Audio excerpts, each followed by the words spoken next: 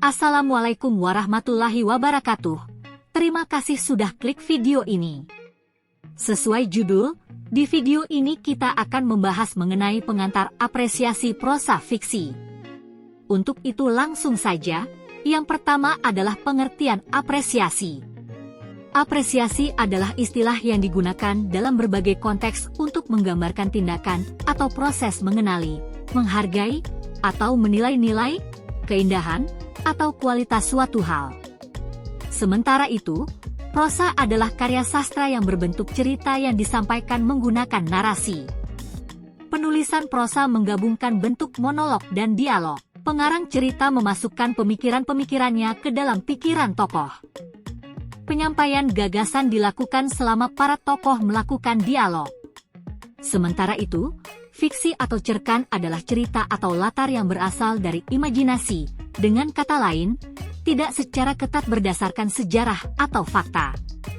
Fiksi bisa diekspresikan dalam beragam format, termasuk tulisan, pertunjukan langsung, film, acara televisi, animasi, permainan video, dan permainan peran, sehingga apresiasi prosa fiksi berarti kegiatan yang dilakukan untuk menikmati atau memahami sebuah karya sastra yang berbentuk prosa fiksi seperti cerpen, novel, dan lain sebagainya sebagai bentuk menghargai atau memberikan penilaian terhadap karya prosa fiksi tersebut. Meskipun kita berfokus pada prosa fiksi, saya akan menjelaskan sedikit mengenai prosa fiksi dan non-fiksi. Prosa fiksi adalah prosa yang memiliki pemeran, latar serta tahapan rangkaian peristiwa yang dihasilkan oleh imajinasi penulisnya. Sementara prosa non-fiksi adalah karya tulis yang berupa kisah, runtutan peristiwa yang berasal dari kenyataan yang berasal dari data-data faktual, ilmiah dan dapat dipercaya. Apresiasi prosa fiksi memiliki tahapan-tahapan, yaitu tahap penikmatan, tahap penghargaan, tahap pemahaman, tahap penghayatan dan tahap penerapan. Yang pertama adalah tahap penikmatan atau menyenangi.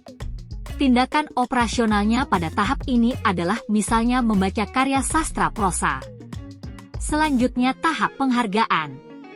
Tindakan operasionalnya antara lain melihat kebaikan, nilai, atau manfaat suatu karya sastra, dan merasakan pengaruh suatu karya ke dalam jiwa, dan sebagainya. Yang ketiga adalah tahap pemahaman. Tindakan operasionalnya adalah meneliti dan menganalisis unsur intrinsik dan unsur ekstrinsik suatu karya, sastra, serta berusaha menyimpulkannya. Yang keempat adalah tahap penghayatan. Tindakan operasionalnya adalah menganalisis lebih lanjut akan suatu karya, mencari hakikat atau makna suatu karya beserta argumentasinya, membuat tafsiran dan menyusun pendapat berdasarkan analisis yang telah dibuat. Yang terakhir adalah tahap penerapan.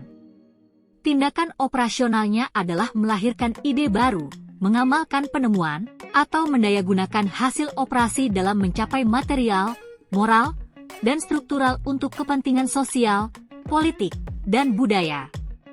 Pada tahun 1972, Sutarji Tjazum Bahri menulis artikel beberapa penyakit dalam cerpen Indonesia. Yang pertama, abstraksi. Cerpen yang baik mengkonkretkan yang abstrak. Ide, filsafat, sistem moral adalah hal abstrak yang harus dikonkretkan, dihidupkan dengan peristiwa, momen, karakter. Yang kedua adalah kecenderungan ingin merangkum terlalu banyak ide, hal, peristiwa dalam sebuah cerpen.